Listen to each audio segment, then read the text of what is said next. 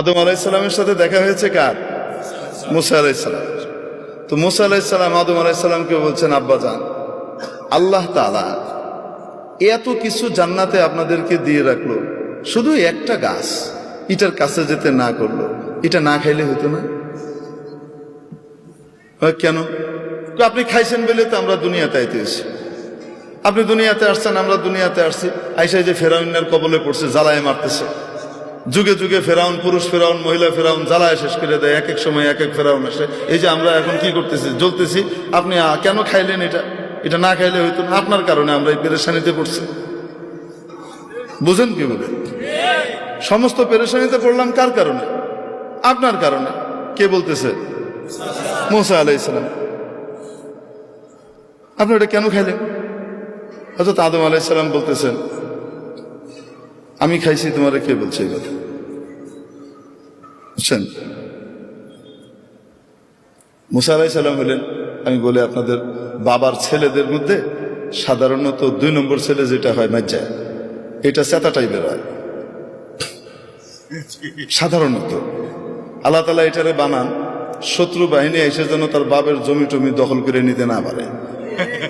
আর বড়টাকে বানান আল্লাহ তাআলা অনেক বুদ্ধিমান হয়, কিন্তু বেকুবের মতো থাকে, একটু সাদা সিধা থাকে, ওটা ঠান্ডা থাকে। আল্লাহ বানানি ঠান্ডা, কারণ সবাইকে লইয়ে চলতে হবে তো, ভাই বোনগুলোর ভিতরে যেন মিল মহব্বত রাখা যায়।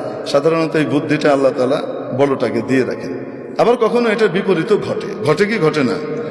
তো আদম আলাইহিস সালামের যে পোলাপাইন আছে, এরা সবাই কি সমান? হ্যাঁ, সমস্ত নবীরাই আদম আলাইহিস সালামের আওলাদ, কিন্তু আদম আলাইহিস সালামের আওলাদের ভিতরে মুসা আলাইহিস সালাম হলেন মাইজ্জা পোলার মতো, ওই কাউরে ছেড়ে দেন।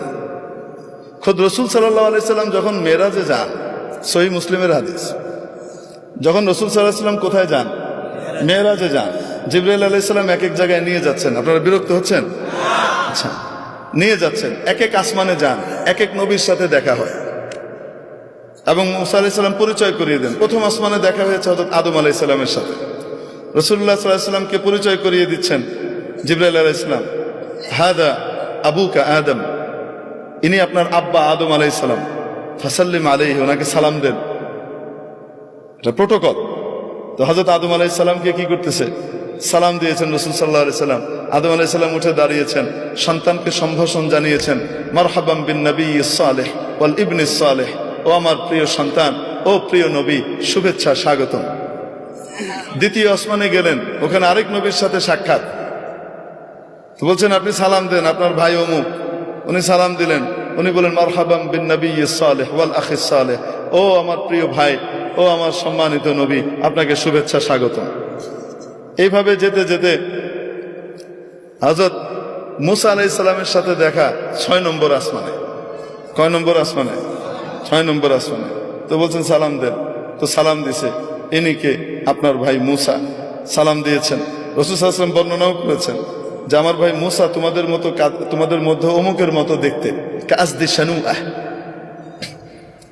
এদের লোকগুলা যেমন হয় মুসা আলাইহিস সালাম দেখতে এরকম। তোনার সাথে দেখা হলো। দেখা হওয়ার পরে সালাম দিলাম, সালামের জবাব হলো। তারপরে হযরত মুসা আলাইহিস সালাম ওই একই কথা বললেন। এখন রাসূল সাল্লাল্লাহু আলাইহি সাল্লাম যখন পার করে চলে যাচ্ছেন, উপরের দিকে 7ম আসমানের দিকে রওনা হচ্ছেন, তো তখন কান্নাকাটির আওয়াজ শুনতেছেন। কেঁদে কেঁদে কেউ বলতেছে, আল্লাহ, এটা কোনো ইনসাফ? আমার পরে আসছে আর আমার আগে উপরে চলে যেতেছে, এটা কোনো কথা? এটা কিসের ইনসাফ? আমি কত কষ্ট করছি এসে। তো হযরত মুসা আলাইহিস সালাম, রাসূল সাল্লাল্লাহু আলাইহি ওয়াসাল্লাম জিবরাইল আলাইহিস সালামকে বলতেছেন, কারণ অভিযোগ করতেছে কার উপরে? বাপরে বাপ, ভয়ঙ্কর কথা।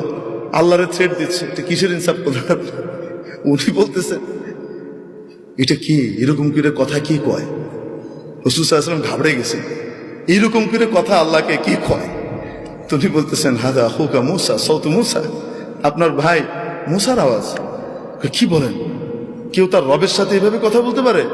উনি বলেন, রব্বুহু ইয়ারিফুহা, তার রব তার ব্যাপারে খুব ভালো জানে। এরকমই তার রব তার এই সমস্ত কথা কিছু কি করে না, মনে টনে করে না। বুঝেন নাই?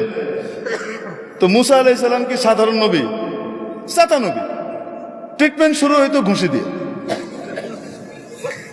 কথা পরে আগে ফিটা করলে কেন এরকম বুঝেন নাই? ঘুষি একটা মারছে গেছে মিটে, ওনার ঘুষিতে যে এত পাওয়ার উনি নিজেও তো জানেন না। সুবহানাল্লাহ, আল্লাহু আকবার। তো মুসা আলাইহিস সালাম সাধারণ নবী না চেতা নবী? আল্লাহ তাআলার বড় প্রিয় নবী। আদম আলাইহিস সালামও ছেড়ে দিচ্ছে না, ধরছে বাপরে।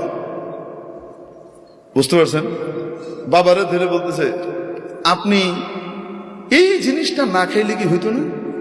আপনি সারা জান্নাত ভর্তি জিনিস সারা জীবন খেয়ে শেষ করতে পারতেন না, ওই একটা খায়া আপনি ওনার সৃষ্টি করে আইলেন দুনিয়াতে আসলে আমাদেরকে জ্বালা যন্ত্রণা ভোগ করতে হচ্ছে, আপনার কারণে আমাদেরকে সব দুনিয়াতে এসে পরীক্ষা দিতে হচ্ছে আর কষ্ট করতে হচ্ছে।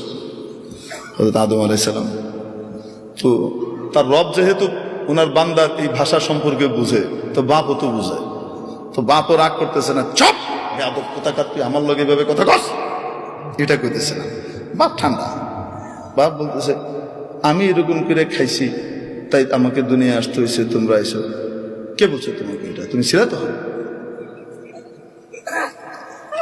আমি থাকি আর না থাকি তাওরাতের ভিতরে আছে। আমার কাছে যে আল্লাহ তাওরাত কিতাব নাজিল করছেন সেই কিতাবে আছে, আপনি কাম ঘটাইছেন। তারপরে আমরা আসছি। তাহলে আদম আলাইহিস সালাম রাগ না। আদম আলাইহিস সালাম জিজ্ঞেস করেন, আচ্ছা তাওরাতের ভিতরে আছে? হ্যাঁ। তুমি তোমার তাওরাত সম্পর্কে জানো? তাওরাত কবে লেখা হয়েছে? হ্যাঁ, জানবো না কেন? কবে লেখা হয়েছে? আপনার জন্মের 50,000 বছর আগে লেখা হয়েছে। আরেক রাতে 40,000 বছরের কথা আছে।